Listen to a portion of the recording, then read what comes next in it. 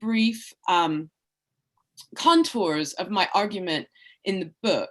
And I'll briefly discuss the kind of period I examine and kind of how the book goes. But then I want to move on to talk about California more specifically, as it is such an important part of the El Norte story. And finally, I'm going to conclude with some reflections about the Hispanic past and present and how they relate to the events of what has been a quite tumultuous year. So to begin, I want to talk about a bit what I was trying to do in El Norte. And in some ways, this book, and this is true for a lot of my projects, was the answer to a question. Now, I grew up in Georgia, and I realize my accent has gone a little bit native to London, where I live now. And growing up, I had some vague ideas about Ponce de Leon in Florida, or the Alamo in Texas, or the missions of California, but they didn't really permeate my consciousness to any serious degree. Closer to home and much more real for me was a huge demographic shift in my high school in the 1990s as Mexican migrant workers came to the carpet mills of Dalton, Georgia. And it was there that I first learned about Mexican culture, and it helped inspire me to study the Spanish language. But after university, I went to Britain, and I focused my work on the Caribbean, though I stayed in the Hispanic part of it, researching Cuba, the Dominican Republic, and Puerto Rico in the 19th century while I was at graduate school.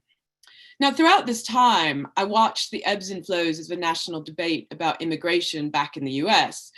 And my inspiration for El Norte weren't the events of 2016, but the presidential race of 2012. So this is a book with a bit of a longer genesis. And I found myself wondering back then, which really feels like another lifetime ago, why, and this is sort of 2011, 2012, why the Hispanic community at that point was once again under the spotlight as the focus of heated rhetoric about illegal or undocumented immigration. And a couple of questions started forming in my mind. I knew enough to know that a lot of the US had been part of Mexico. I knew why Cubans migrated to the US in significant numbers in the 1960s. I understood why people from Central America began to arrive in the 1980s, but I wanted to kind of pull it all together and make sense of it. And that's what I tried to do in El Norte. Now, my other question involved the meaning of Hispanic.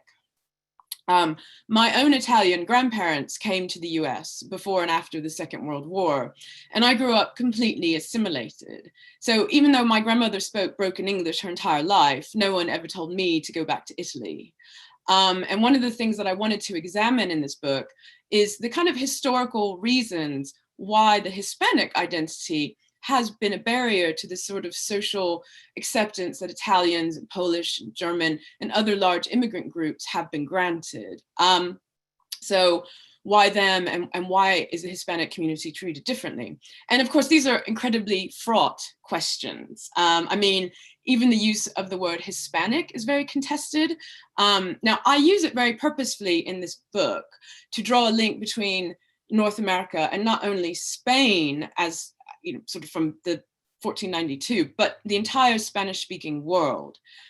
Now, critics argue that it's a very exclusive term, and it's one that excludes Indigenous and Black people from the story of Spain in the Americas, and then the term Latino or Latinx is more inclusive. But the problem with that term is that it's mostly used only within the US. So in other places, for instance, like in Britain, somebody would just say a person's Cuban or Mexican American. They wouldn't really use the term Latino. So I'm not saying Hispanic isn't guilty of some of the charges levied at it, but in trying to make sense of all this, I ended up going all the way back kind of to the beginning, really. And I sort of began with, I mean, I had to mention Columbus, of course, but what really got me going in this book is thinking about that earliest moment when the Spaniards tried to lay claim to North America in 1513. And in my mind, the word Hispanic connects that history. And I should also point out that the idea of Spain is a very fraught one as well, because it's always had very strong regional identities, but it's become easier to speak of Spain as Spain. But in the 15th and 16th century, you would sort of be thinking more like Basques or Aragonese. But it's easier to work with the concept of Spanish. So the story of the Spanish in North America, once kind of unfurled, is much longer than that of the English by nearly a century. And in tracing this, I don't think I was aware of just how much there is between 16th century Florida and 21st century California. And here I'm going to start my PowerPoint. So we'll have some visuals. So let me go to screen share. And let me share this. And Patricia, I can see you. Can you nod if you can see this okay? Can you see the PowerPoint? Yeah. So before I move to the first slide, just at the bottom of this is my Twitter handle. Feel free to follow me. And my website is carriegibson.co.uk. And you can contact me through my website. It comes to my email. So this, so this is an image that I love and was kind of a guiding imagery for the book. Now, the actual image itself comes from the 1920s when the government was building this trunk road to connect the East and West. And I write about this in El Norte. But it's also a really useful visual reminder of the vastness of this landscape and history. The Spanish first arrived in 1513 with Juan Ponce de Leon sniffing around the Florida coastline. And it's on this trip that he names the peninsula Florida after the spring holiday of Pascua, Florida, the Easter Feast of Flowers. And he's run off by the local Native Americans, and he doesn't come back again until 1521. And then he's shot with an arrow, his wound gets infected, he retreats back to Cuba, and he dies. So the failure, both of his expeditions were total failures, but there were quite a few in the years that followed. Now, why would that be? Because it seems like North America was pretty hostile to the arrival of the Spaniards. And it has less to do with Ponce de Leon's failures and more to do with what happened in Tenochtitlan in 1521 in that same year, namely Hernan Cortez encountering the Mexica people and the toppling of Montezuma's empire. So when other would-be conquistadors learned of the prizes to be had, some of them decided to make a beeline for Florida, which is where we have a bit of a pileup from the 1520s until 1561. So let me do the next slide. So these are just a few of the actors, and I'm not going to go into great detail about them here, but I want to give you a sense that there was this kind of 16th century flurry of activity, and they all fail in one form or another, but their legacies live on in names like we've got De Soto there. So that is kind of the earliest sort of a bit of this. Now, by the 1560s, some French people decided they wanted to try their luck across the Atlantic, and a group of Huguenots tried to settle in the Florida territory that Spain had claimed around what is modern Parris Island in South Carolina. They were routed by the Spanish, and from that point, Spain decided a settlement was needed in Florida. So despite kind of ongoing indigenous resistance, they put a small military outpost in St. Augustine in 1565, making it the oldest European settlement in what would become the United States. The English were not too far behind, but it would be another 42 years before Jamestown was colonized and another 13 after that before the arrival of the Mayflower. Now from here, the movement for the Spanish was both north and west. You started to see movement north up from Mexico's, what would become Mexico City, as the Spanish push into El Norte, looking for more valuable mines, encountering fierce raids, fighting with the native people, and making their way towards the modern states of Sonoma, Chihuahua, Texas, and Arizona. So in 1598, we see Juan de Oñate enter the Pueblo territory in today's New Mexico. So Spanish efforts to put a colony there lasted until 1680, when the Pueblo revolt pushed the Spanish out for nearly a decade. So while this was going on, the English had been arriving in significant numbers and making their settlements along the Atlantic coast, along with the Dutch. You have the French exploring the Mississippi, putting a colony in New Orleans in 1718. And for a variety of complex geopolitical reasons, I don't really have time to get into, the vast Louisiana territory claimed by the French was ceded to Spain in 1763, while Spain gave up Florida to the British but got it back after the American Revolution. So I want to just bring up kind of the state of Hispanic North America, and this is what we've got in 1763. these are kind of the territorial claims. And you can see how Spain dominates. And then, of course, everything south of that is pretty much Spanish as well, besides a bit of what is modern Guyana. So what I'm trying to do here is give you a sense of how these things unfolded in the very, very early years. And I talk about them in the first few chapters of the book. But as you can see, things are moving us further west and further north towards California. In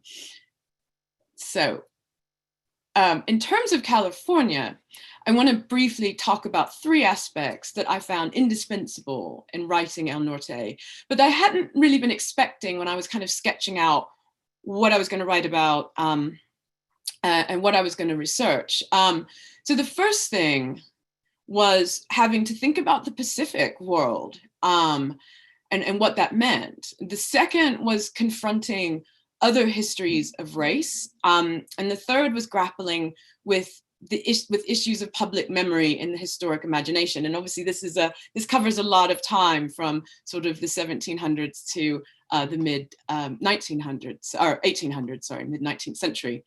So first I'm going to talk about the turn to the Pacific. And this is one of my favorite images, which I'm sure you've all seen versions of this, but it's California as an island.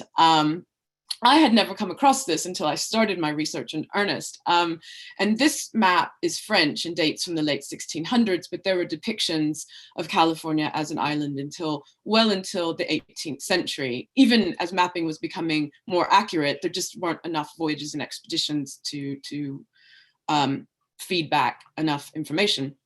So it's fitting, though, in a way that kind of California is this island, because it comes late both into the El Norte story and late into the US story. That being said, once it's in, it becomes very quickly one of the central sites of Hispanic history within the US. But I hadn't really thought through this when I was starting out on the book, just how late California is. I mean, it kind of isn't really on the radar of the Spanish colonial governments until the 1760s, 1770s, when they start to hear that the Russians are prowling around and the Brits are sailing around the Pacific. And so they were worried about that northern coastline. And yet at the same time, and this is a kind of very striking mental image for me, on the East Coast, you have the American Revolution going on, in 1776, while the Spanish on the West Coast are building the missions and they're, putting presidios in and kind of getting the settlements going. So there are these two very distinct but simultaneous processes taking place, and within a century they would come together. So that for the moment, though, they were worlds apart. But what that meant for me in terms of writing this book is I had to kind of sort of pivot to the Pacific, because my background was in Caribbean and Atlantic world history. So you think of European expansion as going east to west, you think of that kind of movement across the Atlantic, but California is kind of more a story of south to north. It's also a story of the Pacific. And often Caribbean history doesn't really connect with that in ways that it probably should do more of. And I was thinking about that, trying to find some maps, and I found this map, which is just some early expeditions, but you can see that that some of the key voyages across the Pacific, and yet those galleons that would sail from the Philippines to Acapulco, with all their wares that were taken to Veracruz and put on ships to Spain, were all very much part of this big system. And there were the key Pacific ports, including San Blas. And of course, from San Blas, that's where it was decided there needed to be a presidio in Monterey. And so, of course, begins the gradual expansion of the Spanish into Alta California. The other Pacific turn that I write about at length in the book, and I just mention here because technically I think to the Spanish this was an extension of California, was who controlled the island of Nootka. And so you can see on the map that that this is part of Vancouver, what is today Vancouver Island in Canada, and you can see obviously it's a very long way from San Blas. Captain Cook landed here in Friendly Cove in 1778, putting it on European maps, but he realized that Russians had already been there trading fur with the locals. Now, Spain in the 1770s had also begun to send mapping and mapping and scientific expeditions to kind of explore this coastline and the Pacific beyond the usual route to the Philippines. Nootka, for its part, had valuable access to furs, which is why the traders went there. And the diplomacy of this kind of moment between the British and the Spanish and who was allowed to claim Nootka has a lot of ins and outs that I don't want to go into, but it almost came to blows in 1789 to 90, like literally almost war. And it took 3 treaties, and the dispute dragged on until 1794, until both powers renounced their claims to the territory. And the reason I bring this up at all is just, again, to highlight the role of the Pacific world in Alta California at this time, which is often left out of the wider Spanish imperial or US Hispanic history, but it's very much part of it. You know, Spain was still, at this point, the major European power in the Americas in controlling most of the hemisphere, including for a time as far north as Nootka. And yet, when we think of the late 1700s, very few people think of the Nootka crisis. In fact, very few people. It's the time after the victory of the American Revolution. It's a time where we see the plantation economy expanding in the South, the rise in African slavery, the growth of port cities in the Atlantic. And we don't tend to think about a potential global conflict over a Pacific island. And yet, the national imagination doesn't stretch to the arrival of the Spaniards during this time either. It tends to be, you know, within the national imagination, it tends to be much more an East Coast story. Yet in framing it in terms of the Hispanic past and what was going on more hemispherically, really widens the story out. And California, for me, was incredibly important in doing this and to present kind of a larger historical panorama kind of from the vista of the Pacific. Now, second, in dealing with California meant dealing with new ideas about race. And I'll get to this newspaper in a second, but it's El Clamor Público. Let me find my notes. And in the book, I quote the writer Richard Rodriguez, who says, quote, "Brown confuses, Brown forms at the border of contradiction," end quote. And he kind of asks, what is brown? And he argues that it's a mix of indigenous, European, and African, and that it's the founding palette of the nation. So of course I expected to deal with race and think about brownness in dealing with the Hispanic past and present, but I wasn't entirely sure what that would look like as I went further and further west. With a background working in 18th and 19th century Caribbean societies, I was used to thinking about it in the formation of racialized ideas in that context. But in California, I found related but also incredibly distinct questions. Now, the arrival of the Spanish in general, you know, the expansion of missions and the decline of the indigenous population, I am familiar with because that is a pattern that is, you know, replicated throughout the Spanish world. But it's really in the 19th century where California brings a particular complication to ideas about whiteness and Hispanidad. And so here I'm going to kind of jump forward to the 19th century, but not without noting that I was really surprised to learn, this is one of those great things about researching a new project is, you know, you really do get to learn a lot as you go. And one of them was that the Pueblo of Los Angeles, which was founded in 1781, 26 of the 46 initial settlers described themselves in registers as Black or mulatto. From there, many people lightened through the generation. So for instance, I cite some research in El Norte that mentions a Jose Navarro in 1781, who was listed in the records as a mestizo, but by 1790, he's listed as an Español. And this very brief example helps to illustrate partly the fiction of racial categories, but also California's place kind of at the fringes of Spain's imperial world and at its social hierarchy. So identities here could be more fluid, and out of this you get that very distinct Californio identity, which again, hands up, I did not know about until I began researching this book. And how this identity is used and how it comes up against whiteness is an incredibly important part of the larger evolution of ideas about who was white and what that meant, especially after the triple whammy of the Mexican-American War in 1846 to 48, beginning of the gold rush in 49, and statehood in 50. And these were very, very action-packed years for you guys in California. And it was researching this question of identity at such a time of upheaval that I came into contact with Francisco P. Ramirez, the editor of this newspaper that I put the slide up for, El Clamor Público. It was a short-lived but influential Spanish language LA newspaper that began publishing in 1855 and ended only 4 years later.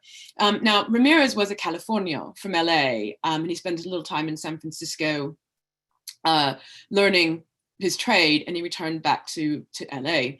His newspaper reflected his concerns, and his abiding worry was the mistreatment of Mexican Californians at the hands of the new Anglo arrivals and government. So although he was from a privileged background and most of his small readership were similarly well off and literate, he was preoccupied about the plight of all Mexicans in this new US state. So for instance, in one editorial, he took aim at the 1855 Vagrancy Act, which was known at the time as the Greaser Act, and it targeted Mexicans and Native Americans. Anyone who was found loitering could be arrested and put into forced labor. And to Ramirez, this was an uncivilized edict, and one that only had served to, quote, widen the barrier that existed for some time between foreigners and natives, end quote. He could also see the formation of a wider identity taking shape. And in some of his editorials, he refers to los Hispano-Americanos. And he also could see the law of the new nation potentially turning against them. So for instance, he mentions the 1851 laws that prohibit a person who is 1/4 or more Native American or 1/2 Black from testifying against a white person in court, which of course no doubt would be would include mestizo and mulatto Mexicans now in California.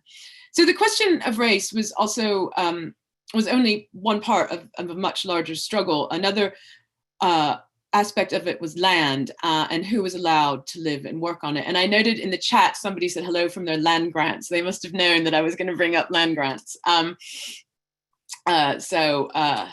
Yeah, and with the gold rush on, thousands of people were coming to California. And interestingly, in the early days, there were about 20,000 miners from Mexico, Chile, and other places in Latin America that had a mining background and tradition, but that was very short-lived. There was ongoing hostility, and it was rounded off by what was called the Great Greaser Extermination Meeting in 1850 in Sonora, California.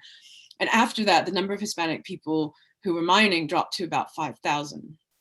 Now, at the same time, over the course of the years from 1848 to 1870, nearly 500,000 people flood into California, many of them obviously white settlers from the Northeast and Midwest US. And it was a really extreme demographic shift, and one that left the small population of Californians vulnerable.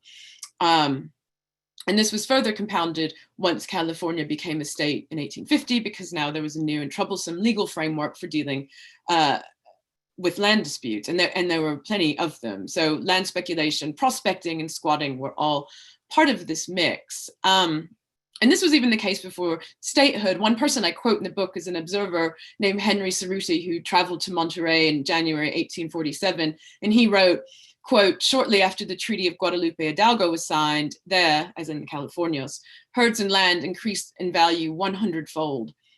Unaccustomed to the sharp trading of the newcomers, they were soon relieved of their lands by selling them very cheap.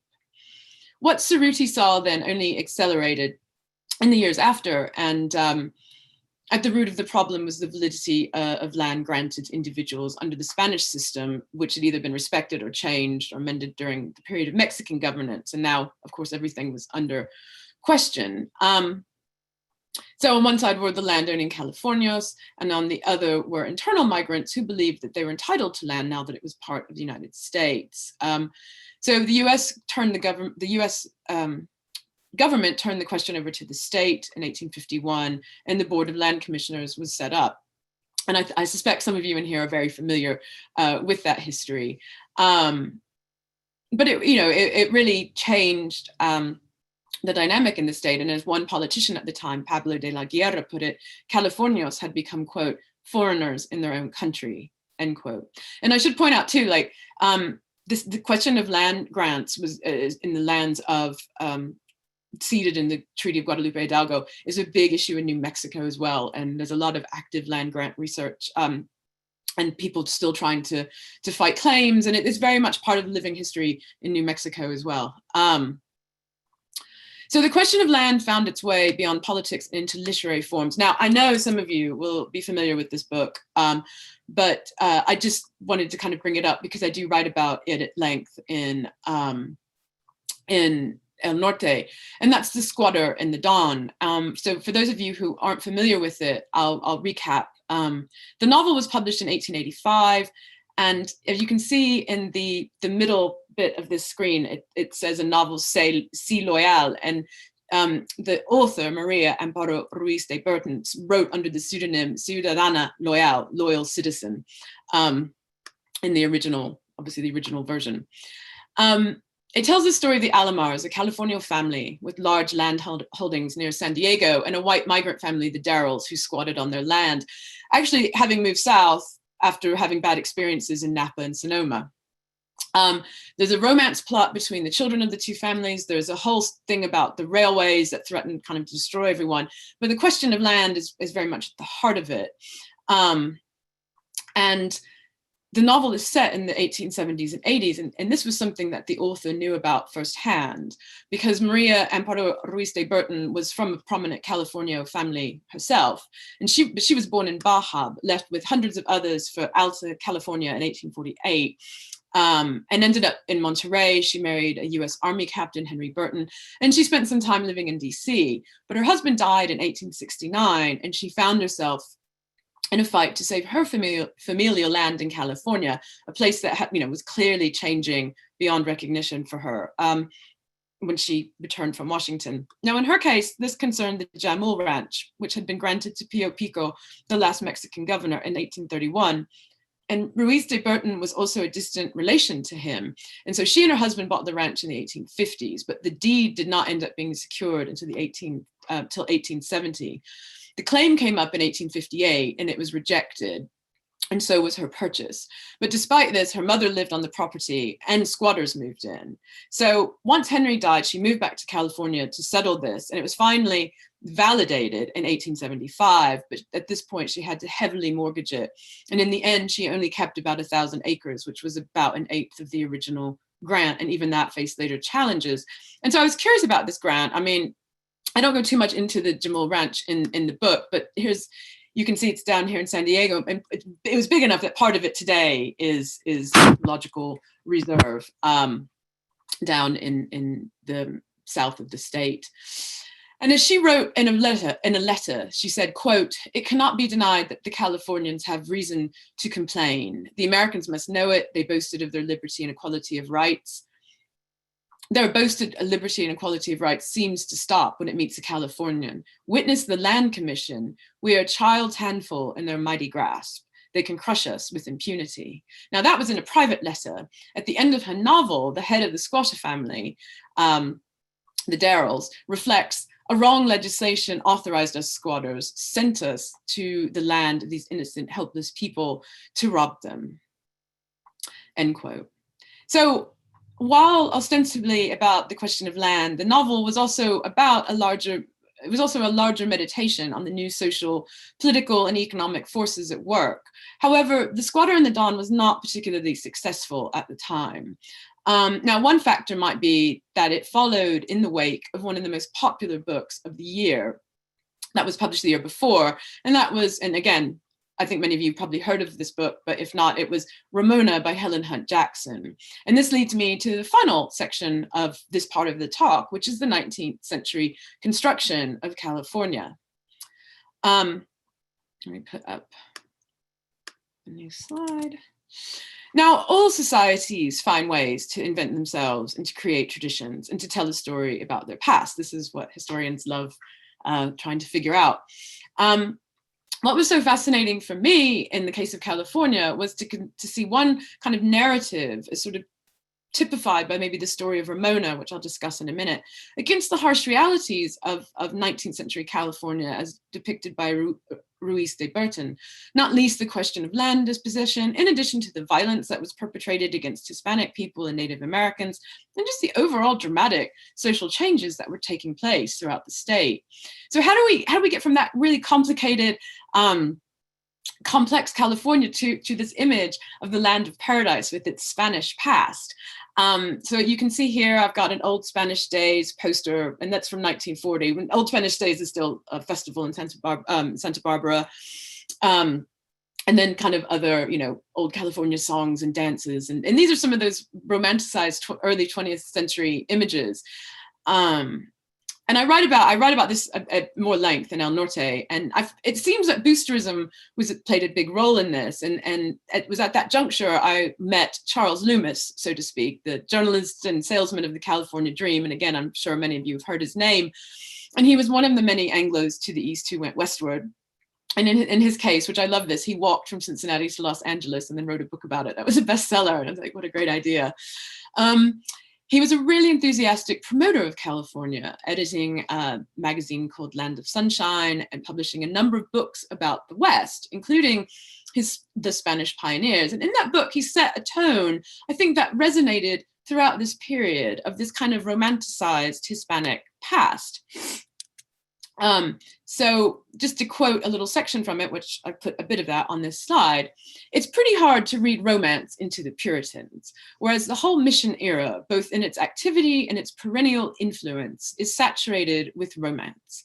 The thousands of place names, the hundreds of Spanish fiestas, the innumerable Spanish songs, the remnants of the old Spanish ranchos, homes of incomparable hospitality and grace. For the Spanish pastoral era in California was notably the happiest and most charming life ever lived in this country.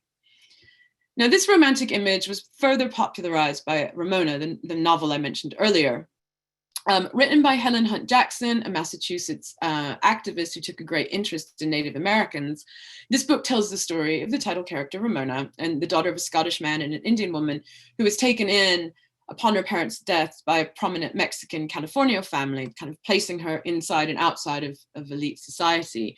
And so here's some versions of the book and movie. In fact, the cover furthest on the left is that's the modern version that I have, but you can see in the middle version cover, she looks more indigenous, and the one on the left, she looks more Spanish. And then the right is a movie poster from 1928 starring the Mexican actress Dolores Del Rio. And there were 3 different versions of Ramona on film. Now, in the book, Ramona falls in love with one of the Native American laborers at the ranch, Alessandro, and this angers her adoptive mother, Senora Moreno. So she elopes with Alessandro and assumes a life of a Californian Indian, and their struggle to survive in the years that follow is put into context by the arrival of Anglos in 1848. And this includes the collapse of the system of Catholic mission churches. Now, Jackson presents these missions as a world of gentle priests and peaceful Native American villages destroyed by political upheaval. Ramona endures a series of misfortunes, including the death of her husband, and ends up going to live in Mexico. So the setting of this book, with the ruined Spanish mission churches in the background, and kind of all of this kind of captures the national attention, and people start traveling to California to trace Ramona's steps, and a little bit of a Ramona industry followed in her wake. And there's still a bit of it today, especially in San Diego. You can see here, this is the Casa de Estudillo. And it kind of says, oh, it's the Ramona house, because that's where Helen Hunt Jackson stayed, in that house while she was researching the novel. But it's still a bit of a tenuous link, seeing as Ramona never really existed. So on the one hand, these works seem complementary in many ways to Californios. Loomis and Jackson are on their side. They're critical of Anglo culture up to a point. Yet on the other hand, the Californios they write about are presented as a vanquished people, like this was a chapter long past. And in addition, it turns into a Spanish past, which continues to be more and more whitened and less Mexicanized. And I don't know if this is kind of a subconscious link, and I kind of speculate a little bit in the book about linking California's Spanish past with Europe and not with the mestizo realities of Mexico next door.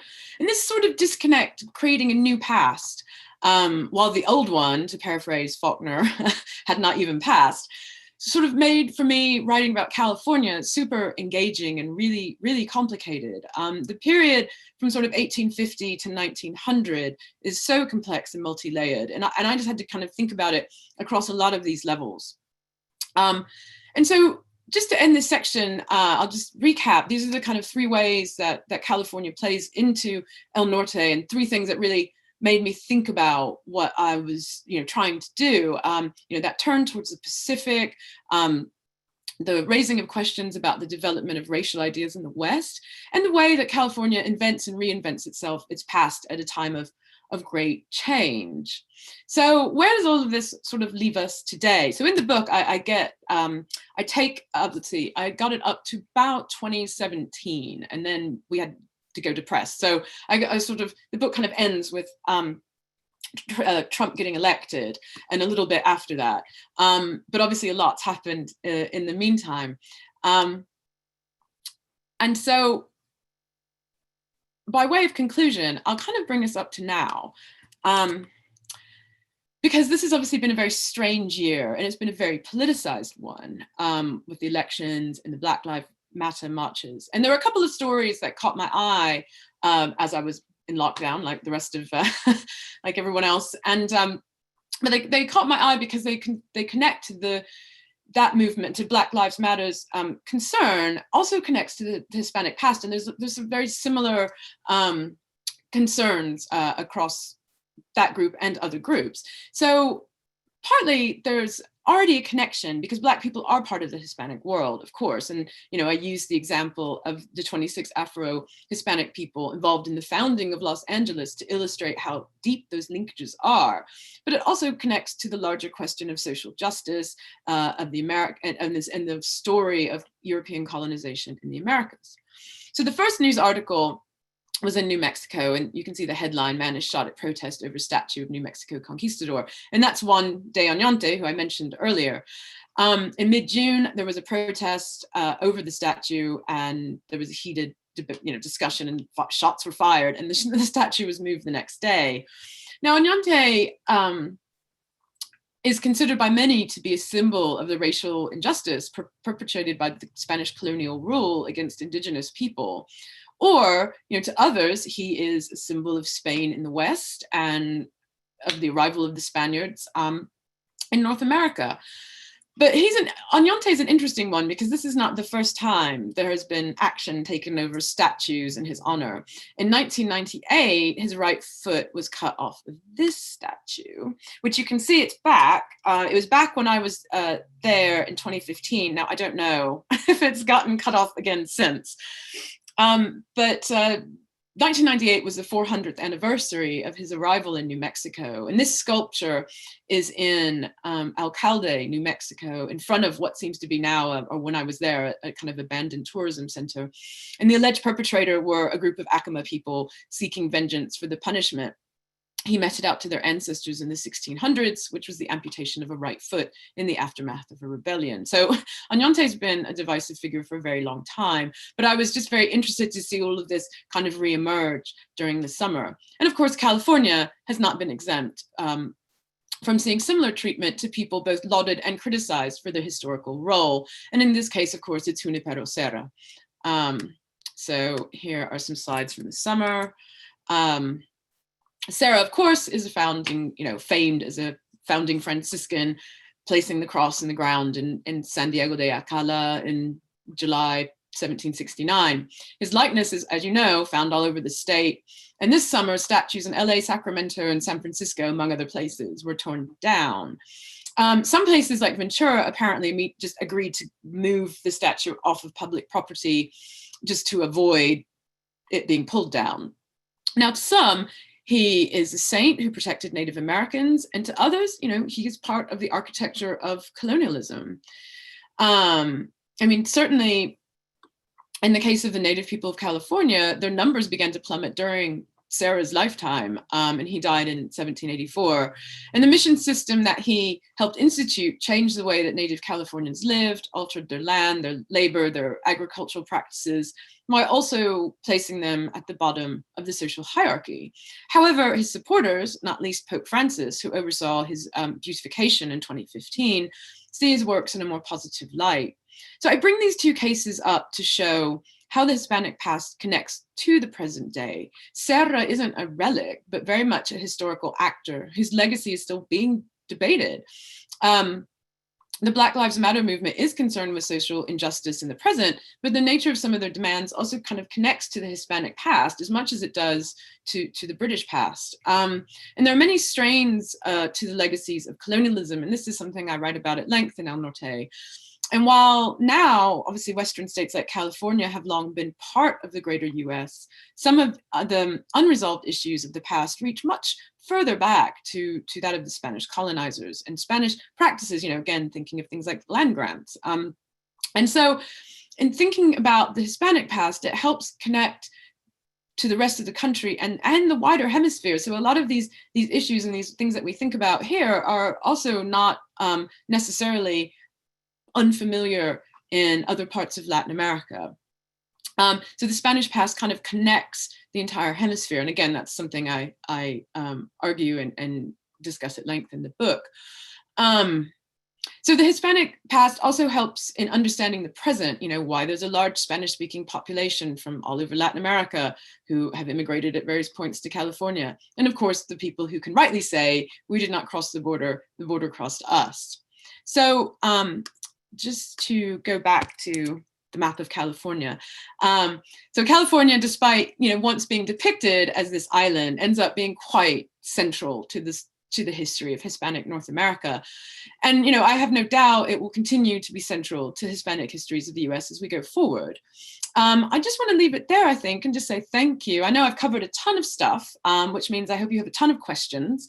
And I look forward to your questions and your comments. So thank you. And let me stop my screen share. Okay. Let me unmute myself.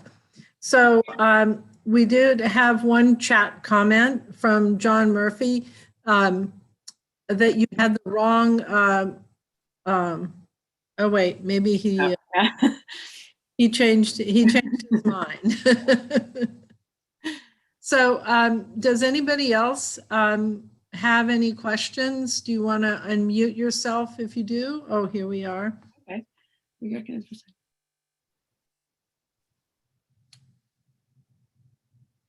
Okay, yeah, so to Maria, Marie van der Putten. Yes, that's true. I mean, there are much earlier precedents, but I think the reason that I'm kind of focusing, at least in this talk, about kind of the 18th century is where we start to see like settlements, and it becomes, I mean, yes, there are these kind of early explorations and early voyages, and that's what's so interesting is that there's that kind of there's quite big lapses sort of between these things as well. But yes, I definitely agree. And one thing I write about in the book and I don't write about is I don't mention here today is the Cabeza de Vaca. He was one of the people shipwrecked in one of those sort of Florida expeditions, and he ends up walking all the way to Mexico, and again covering some of this lower U.S. territory and kind of walking the length of the state. So there is that early sort of exploration. But yeah, I mean, today I just focused on the bit where we sort of start to see kind of the emergence of a kind of more established Spanish colonialism. I'm also happy, I mean, Patricia, I'm happy for people, if they are happy to be recorded, to pop up and ask a question. Right, absolutely. Do we want to unmute everybody? Or they can they do a hand raising thing or a... This is David Viviani. Can I be heard? Yeah. Hi. Could you talk about the doctrine of manifest destiny? Yeah, I mean, manifest destiny is obviously a hugely important part of this, and gets such a it gets such a steroid injection with the Mexican-American War, right? I mean, it was such a huge sort of boost, and it kind of gives it that momentum to drive west. And one of the things I write about, and again, it was something I didn't know that much about, is that for a moment, there was an all Mexico debate in Congress where they were almost wanted to, there was kind of a movement, and it was very small and it kind of got snuffed out, but it to just take all of Mexico, like, oh, let's just forget it, let's just take the whole thing. You know, and I found that fascinating. And the reason people were against it was that they thought that it would just be too much trouble to have people who were Hispanic. You know, 6 million Mexicans, it wasn't worth it. And so the whole idea kind of gets dropped. But yeah, I mean, in the sense of manifest destiny, kind of fueling this this expansion desire, you know, there is this brief moment where it almost becomes, well, let's just take the whole thing. We won the war. So I found that particularly fascinating. But yeah, I mean, and certainly by the 1850s, you know, there's also there's been enormous hemispheric realignments. So, you know, Spain isn't the power anymore. You know, but between the 1820s, 1830s, 1840s, Spain basically loses all its colonies, bar Cuba and Puerto Rico, and it loses those at the end of the 20th century, 1900s, 19th century, 1898. But yeah, so Manifest Destiny also happens at this time when the US really can kind of take center stage in the hemisphere as well. So yeah, so thank you for your question. And then there's a comment from Stephanie saying, having lived in New Mexico, Hispanics are proud to distinguish themselves from Latinos and consider themselves superior, more American, having been here, some of them for 400 years. Yeah, I found New Mexico really, really fascinating in that sense, because, you know, I like that identity of a New Mexican Hispano is really complicated, because it kind of implies that there's no indigeneity, but then there might, you know, it's something I didn't encounter anywhere else than New Mexico, where I felt like other parts, like places like California, people were a bit more fluid, or kind of spoke more fluidly about their past. But yeah, the thing in New Mexico is definitely still very much alive too. Like, people do talk about their pasts in that sense, if they are Hispanic. And yes, it's very distinct from Latinos. Okay, and then Marie has come back saying, but no occupancy. Yeah, I mean, obviously, there was some initial contact with Native Americans. And in fact, that's the Cabeza de Vaca story, super interesting, because as he's walking along, basically, you know, the lower part of the US, he encounters so many different Native American groups, but, you know, he doesn't have the language to kind of write about them. You know, sometimes we don't know which groups he's necessarily talking about. You know, I mean, this is sort of the 1560s, I think, and when he's 1540s, when he's making that journey. And so, yeah, and then that would have been the only contact they would have had with Europeans for, yeah, like you say, quite a long time, until, you know, there was sort of more of a push. There's a question from Lynn: has the Ramona story and its place in history and literature evolved at all as it is celebrated down in Southern California? I'm not sure I quite understand the question, in the sense that has it become more kind of, do people understand it with a more critical eye? Hi, this is Lynn. Yes, that's exactly what I meant. Sorry. You know, the mission story certainly has evolved for us in California. And I just wonder if Ramona is in this little bubble where it's, you know, 100-year-old attitudes. I feel like there's a little bit of that, but and I'd have to go back and look at my notes from San Diego, but I remember being surprised at seeing like things kind of relating to Ramona. But I feel like they were a little bit more like, on one hand, you know, this is the story, but, you know, this stuff is coming under criticism. Certainly within the academy, Ramona has definitely, you know, been worked over by literary scholars, and, you know, been very much sort of set in a more contemporary context and analyzed in that way. And it's a really fascinating book too, when you think about it across all the levels, because one of the things that really struck me about California is how many people who weren't from here were involved in making the image. So people like Helen Hunt Jackson, who was from Massachusetts, and she only spent about, I think she made 2 trips to California, and that was it. Like, you know, and she stayed in this house in San Diego, and she saw some mission churches, and that was that. But a friend of mine who's from the US was telling me, and obviously every state is different, and we didn't make missions out of sugar cubes in school, but he was saying that he did, and he would have been in school in the 90s or 80s like me. So I'm guessing that the kind of celebrated sort of romanticized mission past you know, is still going a bit. But I found when I visited the churches, some of them were kind of even-handed, others less so. And again, I went, one of the things I did in researching this book is I went to every single mission church. So and again, there was quite a great deal of variation. But yeah, certainly within the scholarship, Ramona is definitely being has been reassessed quite thoroughly. Thank you. So here's a question from Peter Meyerhoff. California has continuously reinvented its history, but whatever their motives and prejudices, Loomis also recorded the music of Californios, including Jose de Rosa of Sonoma, whose music shows the influence of Russian music from Fort Ross. Oh, cool. Helen Hunt Jackson's work promoted assistance to Indigenous people. Yeah, absolutely. She was very much a campaigner for Native Americans, and her previous book had focused on, was it a previous book, or she did a report? She did a report for the government about the treatment of Native Americans, I believe. Yeah. So she was very interested in that, you know, sorry? Yes, I believe she introduced, or had a bill introduced to Congress to raise money for the Native Americans from the missions. I think that's definitely the case.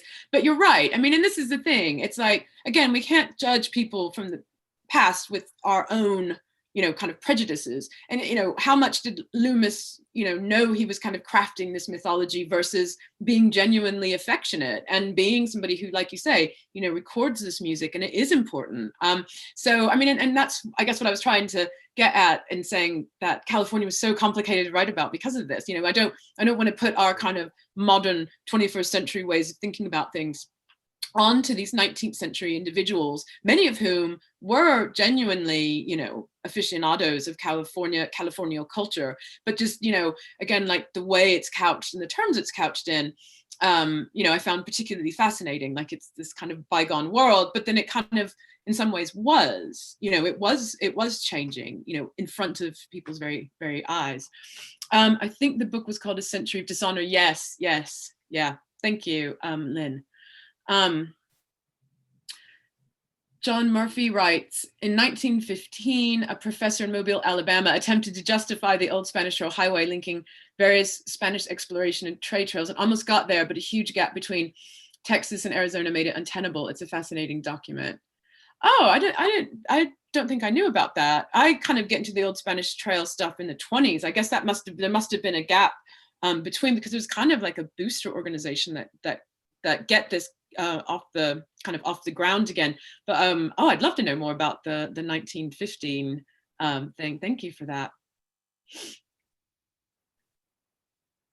Oh, okay. Everybody's coming in here.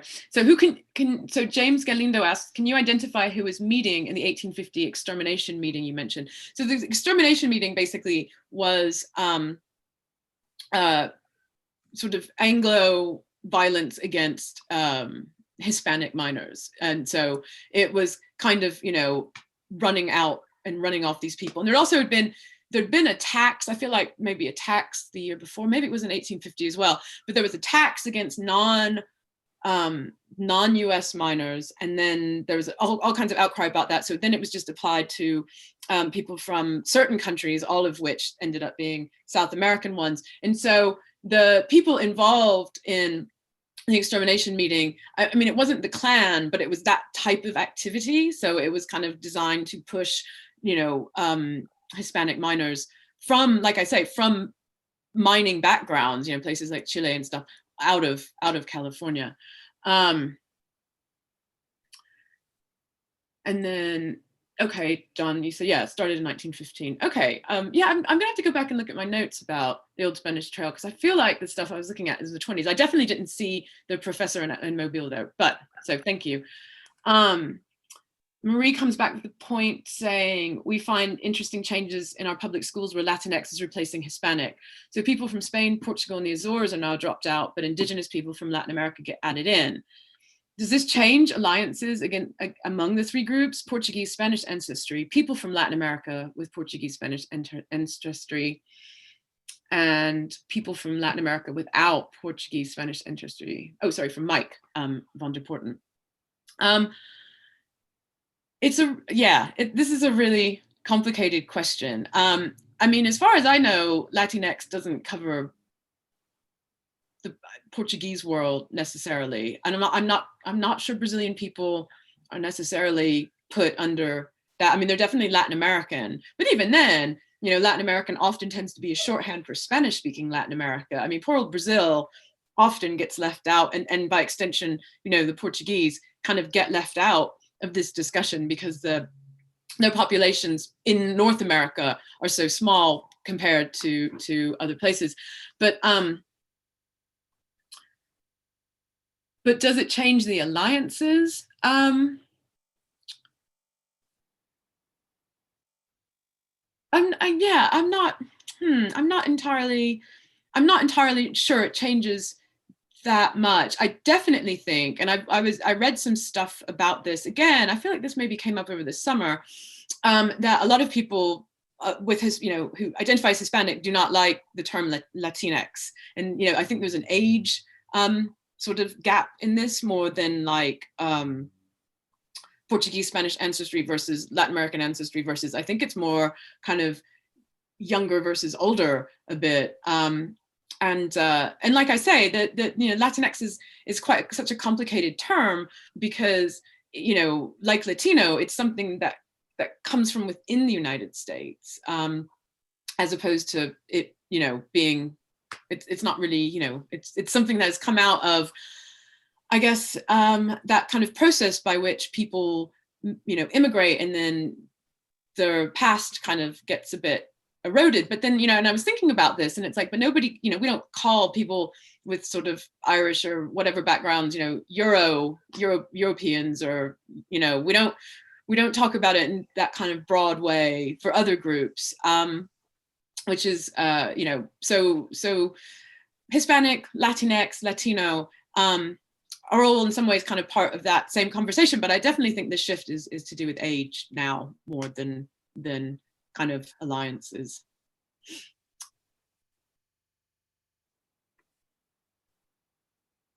Any more questions? Are we done? It's weird having them in the chat and not having, I can't, I'm right. Answering into the void. So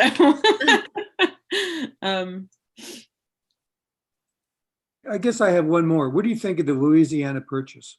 Oh, Louisiana. I write a lot about Louisiana because its Hispanic past totally gets overlooked. And I have a whole section in my chapter, one of my chapters, about everybody goes to New Orleans and they're like, oh, it's so French. And it's just like, if you've been to New Orleans and then you've been to either Havana or San Juan, you're like, wait a minute, these cities are really similar. It's because basically the Spanish get Louisiana from the French in 1763. And like New Orleans burns down in 1781, I think. And the Spanish have to kind of rebuild it. And, they put a governor there, they put an administration in, they don't get the settlement. I mean, to be fair, there's still a lot of French-speaking people under Spanish rule.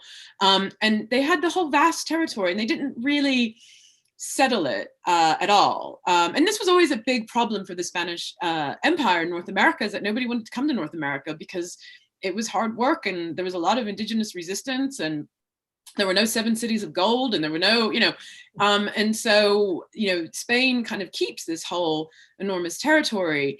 And it's so interesting to think what would have happened if Napoleon hadn't convinced them to kind of double cross them to get it back, saying that he wouldn't sell it to a third party, and then of course turning around and selling it to the United States, which is exactly what Spain didn't want to happen, because they were really worried that the US was going to push into Mexico, and with their eyes on the mines. And of course, this is exactly what ends up happening.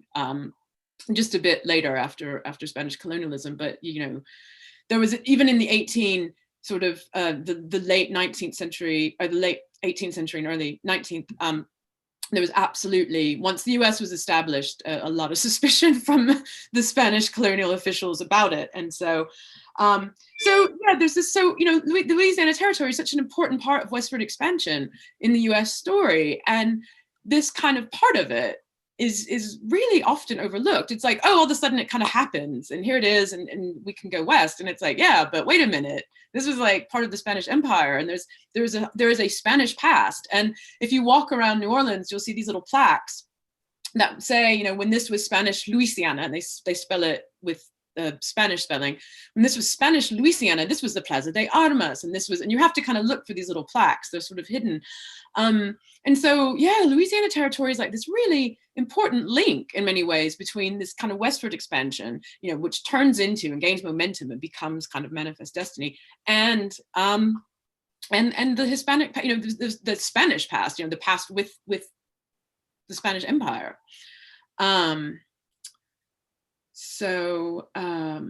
Thank you, John. That's very kind of you to say.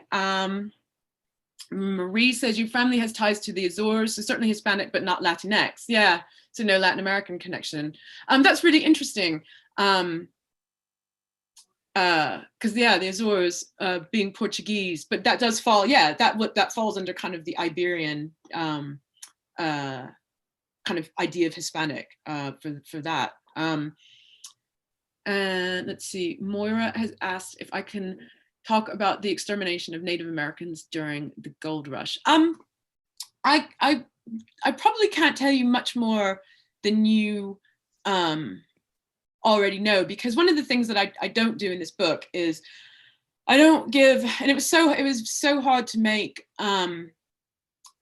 editorial decisions, but one of the things I had to do is I kind of only wrote about Indigenous Native Americans in terms of their relationship to the Spanish versus in terms of relationship to the US, because that's a whole other kind of huge thing. I mean, certainly by the time of the gold rush, the indigenous populations were well down. I feel like the numbers were something like, the estimates at the time of sort of the 1769, 1770, there were, I think, an estimated 300,000 indigenous people in California, but that plummets like right down. So by the time of the gold rush, I think it was already down to something like 30,000. So in that sense, and again, though, we have this, they've already had their land dispossessed. But as you start to see these sort of land disputes and over mining claims and stuff, I'm sure that accelerates the process. But no, I don't talk about that too much, because I don't get into the gold rush that much, except again how it affects the Hispanic people in the state. So.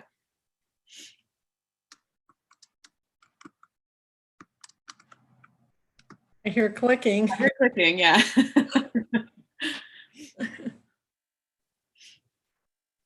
Or feel free to ask a question, if you just want to put your mic on. So I'll ask or ask for a comment. I know that with Manifest Destiny, one of the, and I can't remember who it was, Peter probably can correct me, but that there was a prejudice against the Mexicans, and that was part of their reason, like, we don't really want them. We'd rather their land, but not, we don't want to end up with them too. Oh, for sure. And this is, something I, again, go on quite at length, because what's interesting is that there's a whole route to this that goes to what is known as the Black Legend. And basically the Black Legend is kind of European Protestant anti-Catholicism as mapped out onto the Spanish conquistadors, about how awful they were and how, bloodthirsty and how they were horrible. And then, of course, obviously all the other European colonial powers spread out and do very similar things to the Spanish.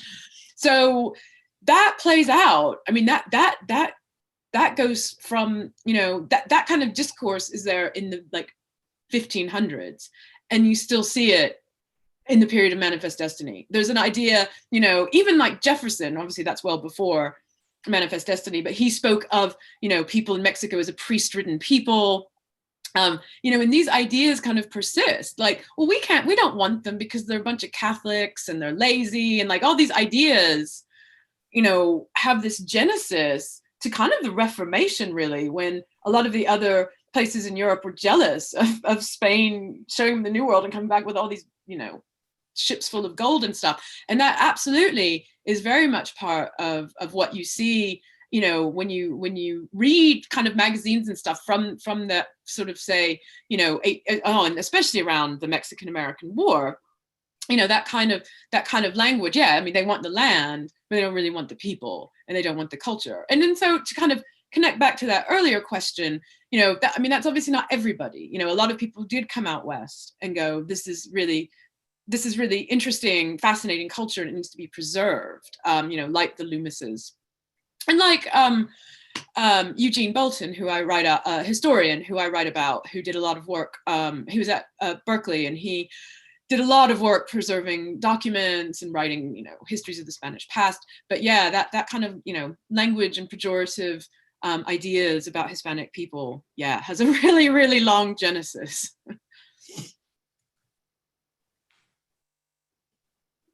Let me ask one more question so I can completely discredit myself.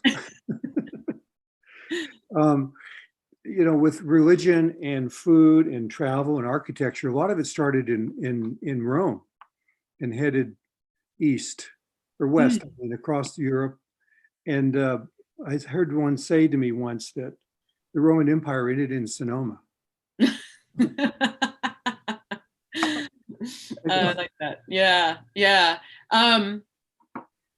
I mean, there's definitely echoes, especially when you think about like Philip II and like all his power and stuff in the 1680s, and you know, and the fact that Spain, yeah, remained so heavily influenced by the church, you know, at the things that kind of follow the Roman Empire, but also, you know, Rome gave everybody the model of expansion, though it plays out differently for different groups. But I would say maybe arguably the Spanish are the ones who implement it better. They definitely were better at getting an empire in the modern era than the Italians were. But that's quite funny. But the hand of Rome was oh, you know, the Catholics, I think, just to kind of make the point about Catholicism, you know, that really is part of the Spanish imperial project, and it's interesting, and I suspect that that's one of the reasons that, you know, that's one of the many reasons that it's always been more difficult for Hispanic people in the US is their Catholicism. I mean, they're obviously not alone in that. I mean, like I say, I grew up Italian, I grew up Catholic in the Deep South. I mean, you know, so you know, religion has always been such a, you know, complicated thing, shall I say, in the United States, and this is definitely part of that. But you know, there was Christianity with all the kind of empires, right? You know, you think of kind of British missionaries and things like that. But Spain's was really interesting and slightly unique because the church was so actively involved, because the holy orders were coming and putting those missions down, you know, in the 16th century. So.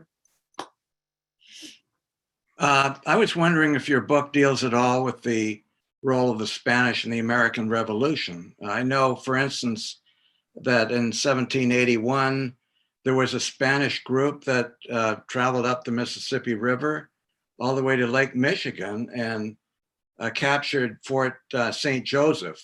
That was a British fort at the time. And I'm just I know they eventually retreated, but I'm just curious who sent them, or I mean, it seems so far north and northeast that it really took me by surprise to come across this history. No, I mean, I do write about it. I don't write about that episode because I just ended up focusing on Galvez and the Florida question, which, because that ends up being kind of a key battle, whereas this one, is a little bit more remote. But again, this is like kind of a forgotten history, is the role of the Spanish in the American Revolution. And, Galvez is down there in Pensacola doing that. And my guess is that would be who sent this sort of ill-fated expedition. That would be my thinking.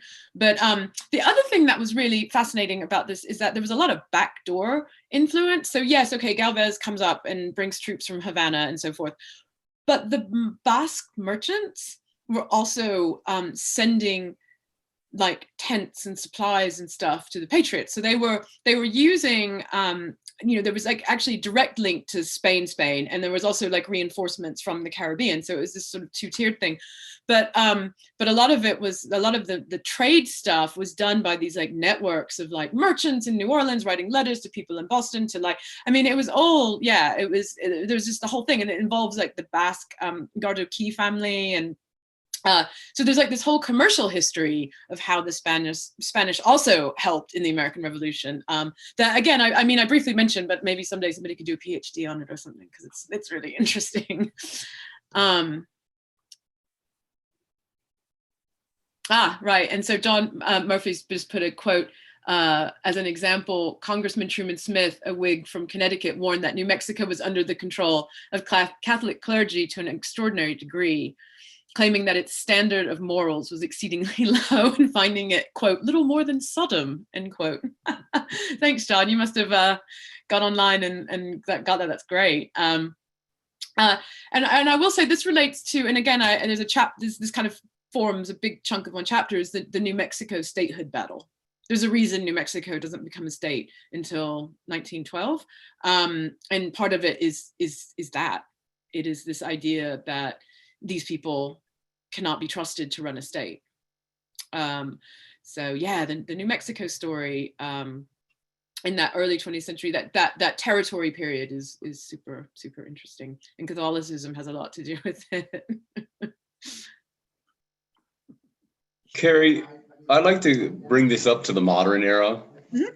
And can you speak to the once fluidity between the Mexican and American borders, and how this prevention of the fluidities led up to this idea of building almost a medieval wall between the two countries? Yeah,